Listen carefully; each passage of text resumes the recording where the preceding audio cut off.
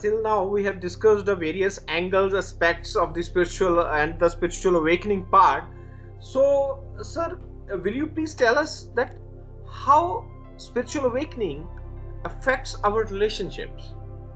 What is the impact of spiritual awakening on relationships? Um, well, how does puberty affect your relationships, right? Okay. You learn to love something new, Okay. right? So when you're a child, you play with your childish toys. The simple things in life still give you lots of pleasure. And building in the sandcastle for hours, you're content just using your imagination, right? Okay. But then one day, the girl that you used to play in the sandbox with looks a little different. And there's a certain bit of life inside you that is awakening, and a certain new possibility is now there that wasn't there yesterday. Okay. So spiritual awakening affects your relationships also. You the things that you used to love and find joy in, that you used to drink happiness out of, is how I talk about it, right? You used to suck them dry for their what they gave you. Well, those things aren't there anymore. And so a lot of the things that you used to do just stop happening. I stopped playing so much chess. I stopped drinking a lot of beer. I stopped, no one told me to, by the way. I didn't say, well, I'm awakened, so I don't beer. I just didn't want to drink beer anymore. Like, I still eat meat, but I don't eat a lot. Everybody that I know, I'll eat about a meal a day. And people are like, that's so unhealthy. And I'm like, well, I'm not losing weight, so I don't know what to say. I eat when I'm hungry, right? But there's a lot of changes that happen to you, not just in the physical realm, but also like your values change. The things that you spend your time on change. And so the people you used to spend time with doing those things recognize you. And sometimes they can be rude, or sometimes they are concerned for you, and you're trying to tell them what's going on within you, and it just doesn't translate to them. They can't understand. And so the tearing away of old relationships is very difficult. So I was married for 16 years, and that's precisely what happened between my wife and I, and it was neither her fault nor mine. It's just what happened. Where I was going, she was either unwilling or unable to come with me. And it was, if I have any faith at all, then I believe that that's what we agreed to do before we even came here. So I don't remember that happening, so I have no knowledge of that. But if that's the case, then what a beautiful, loving thing to have given to one another for the duration that we had, and the children that we had together, and that we still are co-parenting. Those relationships have changed. She's moved on. She has a boyfriend. I'm not currently dating anybody.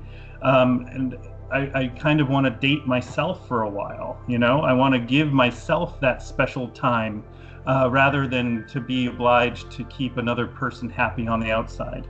When really I haven't figured out my own happiness 100% yet. You know, there's still a lot of things that I want to heal in me so that I can give away. I can give a whole person away instead of a hurting person, you know? So relationships are by far the most difficult aspect of being human, especially romantic relationships or partnership relationships that are considered to be forever. And I think that puts a lot of pressure on relationships that perhaps aren't so natural. Everything that begins ends, but we say marriage is forever. And it has a beginning. So even if it happens at death, it has an ending. But if it dies before death, we need not shame that. We must see the gifts that were given to one another and say, this is time to move on. And we can do that in a way that's mature. And if it doesn't get reciprocated, that's also okay. But we have to understand that dragging a dead body behind us doesn't keep your father alive. That's perfect, sir. That's perfect. So yeah. I hope, sir, from this session, people are having in a bad relationships or feeling a pain from the relationship part, must Right. have a I think they have a good thing to learn from your side or Yes. from your experiences. So I request personally, or to all those people who may Yes. have to watch our session on this. So I think we can conduct a special session for this particular thing, sir, on the relationship part, because Absolutely. that Yes. pain is Yes. a I'm no expert, but I can share what I've learned. Yes. And yeah, I yeah, think the that is a more of us personal that do experiences, that, sir. the more Sir, wise we we are. always feel comfortable with the personal experiences. Basically, whenever we share personal experiences with one another, now this is how we can release out the pain. We can always make a Mhm. person Right. comfortable with whenever we share our personal Yes. experiences. On the flip side of that, we let go of old relationships, right? But Okay. wherever there's a spot, life comes and fills it, right? Yeah. So that person is gone, but someone comes and fills it. And let me tell you, the people that are in my life now are ones that I connect with in a heart level, ones that understand my uniqueness, myself. They appreciate me for who I am, not for what I give them or what I do or for how I impress them, right? There's no game in these new relationships that I'm forming with people, and there's no limit. A Yeah. relationship can be 4 minutes long, it can be 4 decades long. It really doesn't matter. Everyone who enters my presence, I am in relationship with. And if I have the honor of speaking with them, then I wish to bestow upon them some kind of respect or love so that they can leave with something that they didn't have. Right? And if we could all learn to interact in this way, really by tomorrow morning, we would be able to solve every problem that's facing our world. Right? That's very Like, true. tell me that love is not the answer, right? Politics will never get us where we wish to be. It's the problem itself, right? A problem can't solve itself. We need a problem solver outside the problem, and that is ultimately our spirit. The thing is, we're not going to fix our world. We're going to evolve beyond it. We're going to shed it like a skin, right? That's what. Sir, I definitely recommend, sir, your gentleawakening.org. That is to so that the people who are in the pain of the relationships, who are having a different spiritual awakening experiences, and who are having a spiritual life traumas are there, they must contact you and must learn from your personal experiences, and hope you will give them from their sorrows, pains, and all those personal things like which they are holding, and they are hold that is the main reason behind their pain. Right. So Oh, of course. it's a really a beautiful thing, sir. Exactly, and I can't utter more than I can't say it enough that suffering is real, but suffering is optional because healing is possible. Ha, that's Okay? that's very nice answer, sir. That's really matlab, perfect words these are. So, Yeah, so definitely, sir, this is a very complete session which we have conducted on a spiritual awakening, and the last part, particularly the relationship part, this is beautiful, sir. So people must learn, like you told us, to live each and every moment of a relationship. Like your relationship must be a 5 minutes, it must be a 5 decades long, but whatever your experiences, you must give 100% of your life and your love to that particular relationship. This is what mm, you have told us in this particular yes. session, and this is the beauty of this And in particular session. contrast, yes, in contrast, how do we do that if we're in our heads? And I'm judging and I'm worrying and anxious and I'm planning and I'm scheming and I'm daydreaming and I'm in my mind all the time. How can I see the person in front of me when my focus is just here? It's like I'm wearing a helmet backwards. I'm putting the hat over my eyes, and I don't want to see the world. I just want to see my own little head, right? And the door is open to leave the mind. All we have to do is learn to take our focus away from thinking and into other parts of us, yeah, into our hearts and into our intuition, into our bodies, into our spirits, right? And into so many other parts that we can explore. And we realize that there's so much beauty there. Let me tell you, the world that the divinity has created is far greater and far more beautiful than the world I created. Amazing, amazing. Yeah. That's really amazing. And meditation is giving yourself permission to leave the world of your own creation and to learn to appreciate, right? I go camping a lot, and sometimes I'll just sit in one spot for hours. And what was boring when I first sat down, all of a sudden I start seeing communities of life. There are ants here, and when the sun goes down, I see the flickering of the bugs, and I'm living among communities. There's a world here that I was stamping on, and I didn't even realize I was disturbing, right? This is the world we're missing, right? While we are bemoaning our sufferings of the mind, we're missing the rose that's blooming at our feet. We literally need to go out of our minds and come to our senses. Come to our senses. That's sir. Sir, last question. My particular last question from the session which we are conducting right now is: spiritual awakening means you have to leave this world, leave this materialistic world. What do you mean? What do you mean? Like go on a journey and travel to spiritual awakening dimension? soul, like on a spiritual journey. People always feel they are always have a hitch in their mind that if I will be on a spiritual journey or spiritual path, then I have to leave this world. I have to be a monk. I have to live in the forest. This is the main idea behind their thoughts. So is it so? Like if you are a spiritual awakening, you're on a path to a spiritual awakened soul, and you have to leave this world, this materialistic world, these brands, these shoppings, and they have to leave that. Yeah, no. That's that would be like a doctor thinking he has to leave medicine, right? Why? I realize I'm a doctor. Now I have to leave medicine. Why? No. If you're awakened, right? You're awakening. It means that you're a little bit more spiritually experienced than souls who have less experience. And there's an entire spectrum of experience among souls, right? And those that are awakening are the ones that are 14, hitting the puberty mark. It doesn't make them better. It doesn't make them worse. It doesn't make them more advanced or even less advanced. It's just where they're at, and there are people above them and people below them. And everybody's guiding one another up. Yes? And the one that's just above you is pulling you up, and the one just below you is pushing you, right?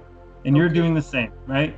And so, we need to go into the world as awakened beings, not leave it, right? Because it's the world that needs healing. That's where people are. And ultimately, it's people that need to be saved, not caves. So from this, your answer, I got a depiction in my mind, like on a car windshield. Like on a car front mirror, if there is a lot of dust is there, we are not able to see the world or see the road or the path on which we are moving while driving a car. We are not getting a clear picture of the world.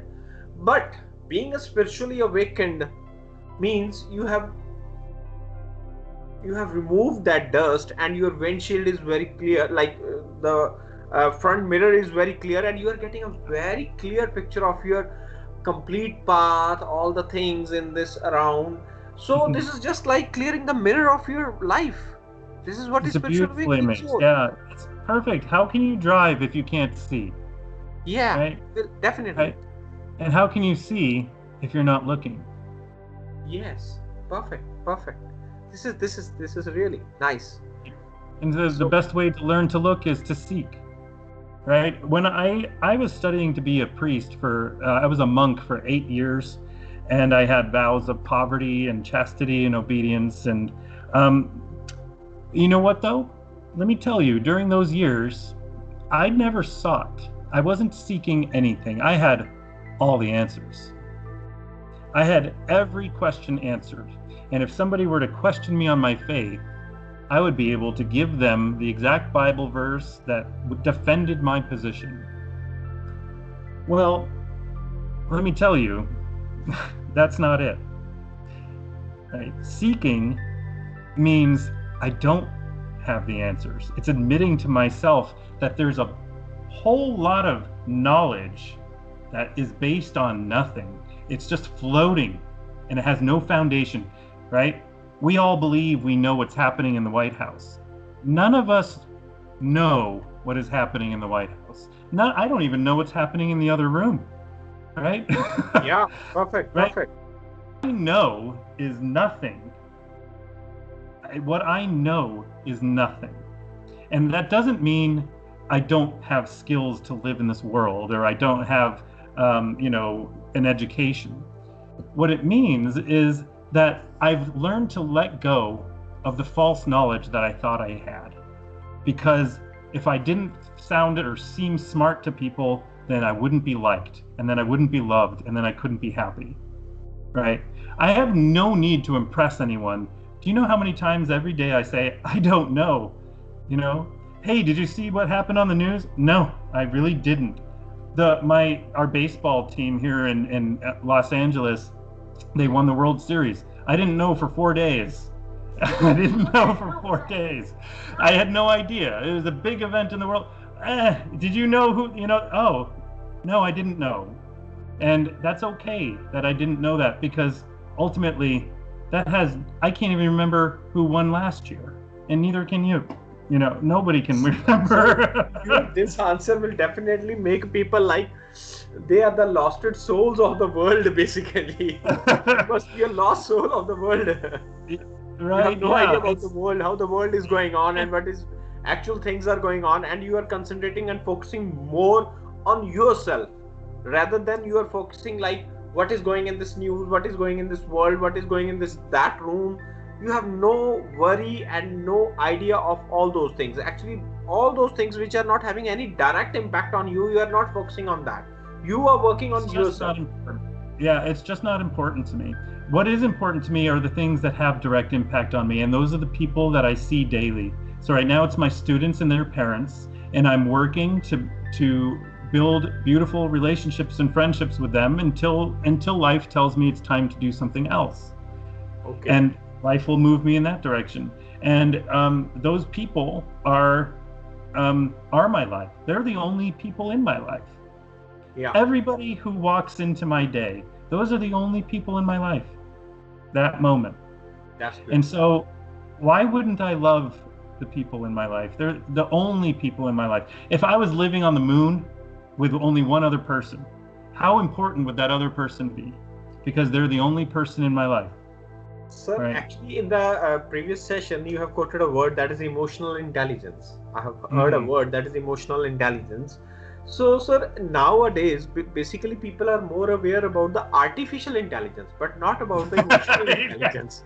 Yeah, because our own minds aren't enough. We need to build more minds in order to get more minds into this world. Like, no, we don't need. So you are talking about you have to be more aware about the emotional intelligence which you are having with your body and your mind, and your complete things are all based upon your emotional intelligence. But nowadays, in a virtual world, people are more aware about the artificial intelligence. How the artificial it's so funny. Works, That's basically such an interesting perspective. I never thought to look at it like that. But yes, isn't emotional intelligence to me is experiencing the emotion you have. Sometimes it's neutral.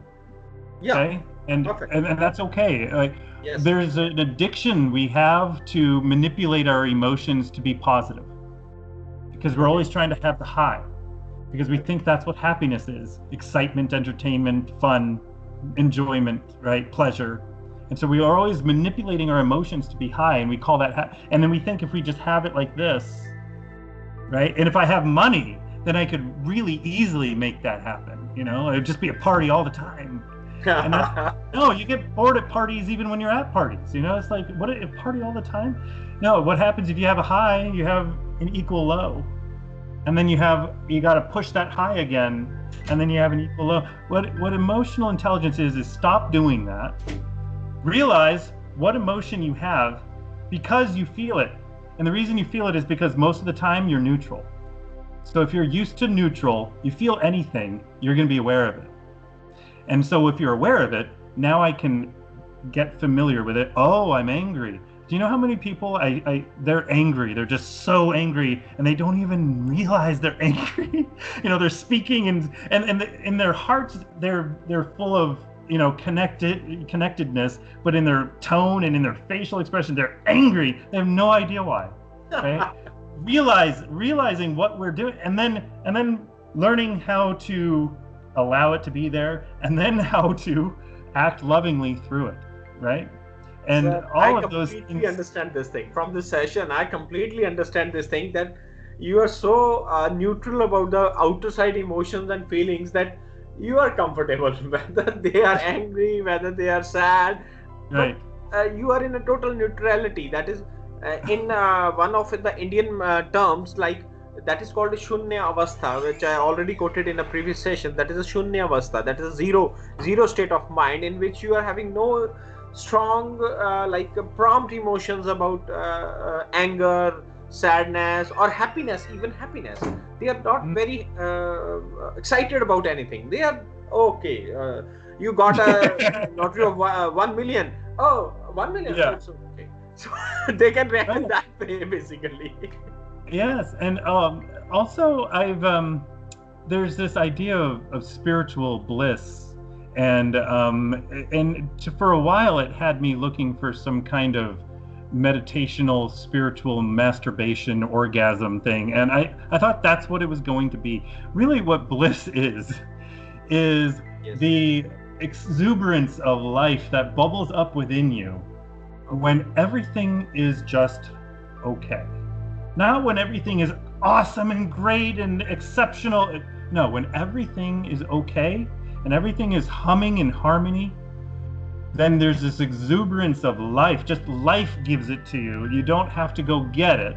You're just so happy to be alive. Life bubbles up within you, and it pours out of you into everyone around you. And you can't even stop it if you tried. Right? That's what it is. It's an after effect, and that's the feeling we're all longing for. We're all seeking.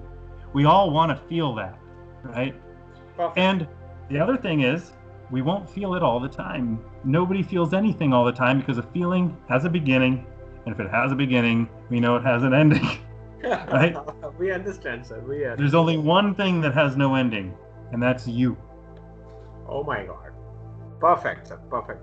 So, Peter, this is a really nice talking to you, and this is really a fun-filled or a emotional, intelligence-filled session is there.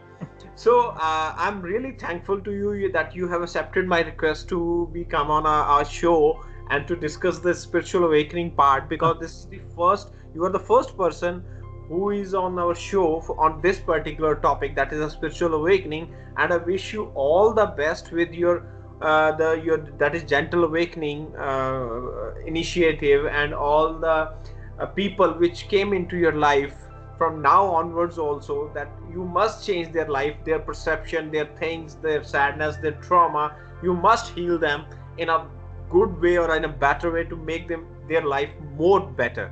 So really thankful. I'm really thankful, and this thankfulness is completely from whole India, you can say. I always admit like that. So really thank you, sir. Anything you want to say about this show, sir? What is your experience about this show? Oh, this show has been amazing. You are amazing. I can't believe I had the good fortune to meet you, and I've been looking for a way to get my voice heard, and then one day you just showed up. You were right there on my computer. I didn't go seeking for you, and there you were with your big old smile. And thank you, sir. Thank you. Right, and so congratulations on your good work, and keep up the good work. I feel like you're doing a great service. Yeah, we are doing it for the service of the people, and with the hope that we will change a life of even one person with the help of these sessions. Then purpose solved. This is the only purpose of these sessions. Thank you, sir. Thank you. We will definitely meet some other time with some other topics and with a fun-filled session again, sir. Thank you. Sounds good. Thank you.